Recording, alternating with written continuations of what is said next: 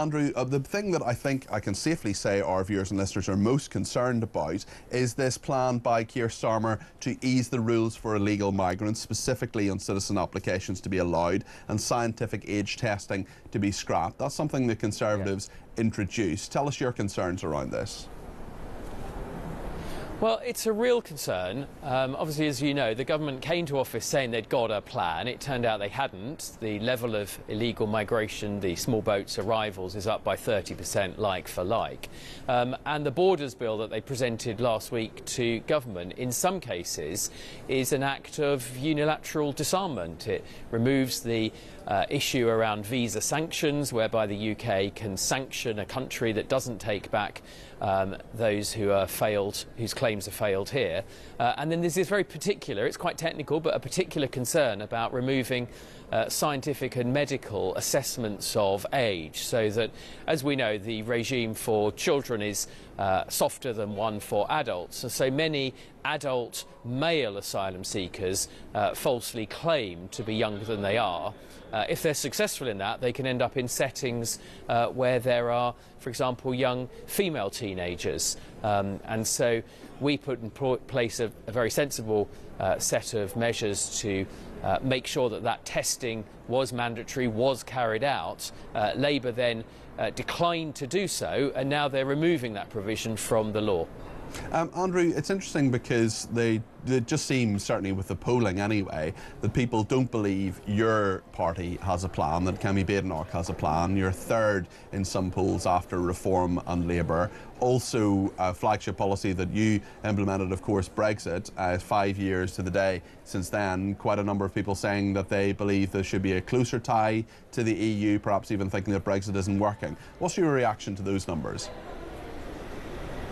Well, look, I don't comment on polls. I make that a rule. But to people who are disappointed about Brexit, I would say, look, those freedoms are enduring.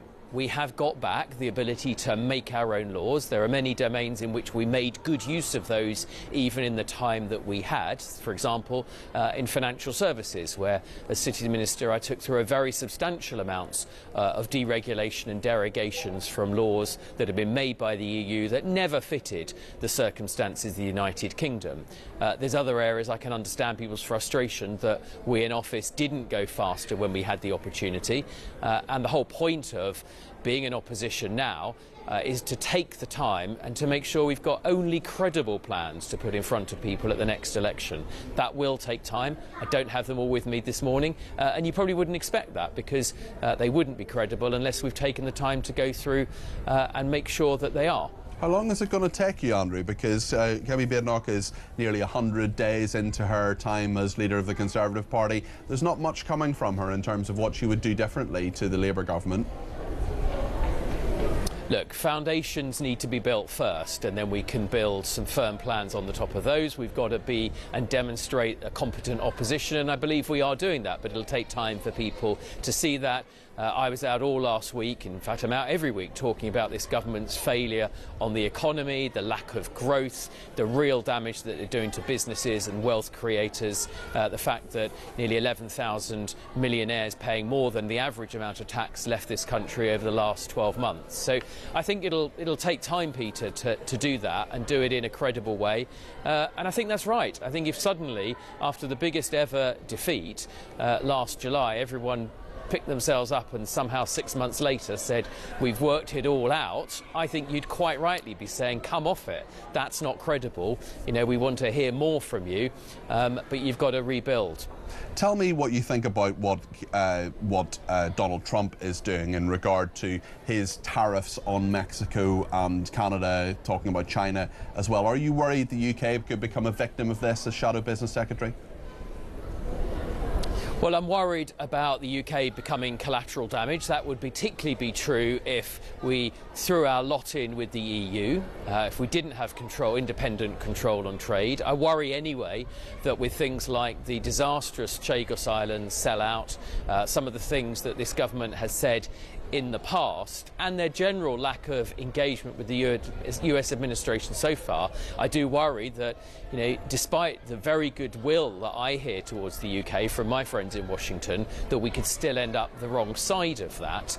And look, as a free trader, and the UK depends on free trade, I worry generally about a world in which there are tariffs and counter-tariffs, but the best way we can try and influence that is to be in the room. And regrettably, the rooms that the Prime Minister seems to want to be in are all in Brussels, not in Washington. Tell me what you think about Elon Musk, because he has called the Liberal Democrat leader a snivelling cretin. Is Ed Davey a snivelling cretin?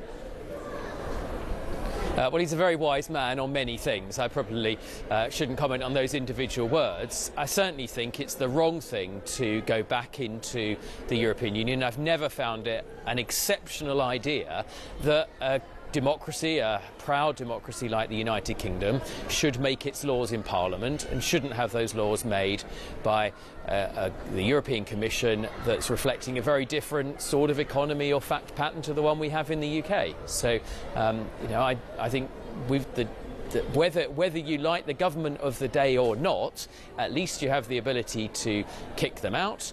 And at least that government and that parliament has the ability to make laws. So many of the problems in our society today are not stemming from democracy per se, they're either from lawyers and arm's length unaccountable quangos or from supranational bodies.